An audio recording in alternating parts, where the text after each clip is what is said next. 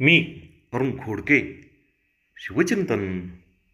शिवपूर्व कालामध्ये येथील रयत दरिद्री, जुनाट अंधश्रद्धा, लोकभ्रम, जादूटोणा, ज्योतिष, मंत्रतंत्र, दैववाद यावरती विसंबून होती.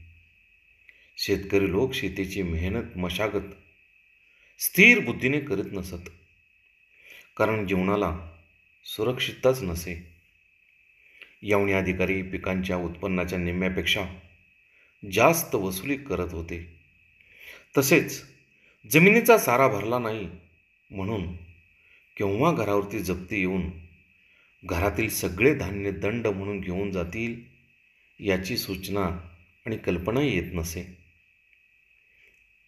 तसेच गावगुंड केव्हा येऊन जमिनीतील उभे पीक कापून नेतील हेही सांगता येत नव्हते. त्यामुळे शेतीवरती खपून दुसऱ्याची धन कशाला करावी या विचाराने शेतकरी वर्ग उदासीन होता. ज्या शेतकऱ्यांना अधिकाऱ्यांचा व धनिकांचा पाठिंबा मिळेल तेच लोक शेतीमध्ये खपत असत.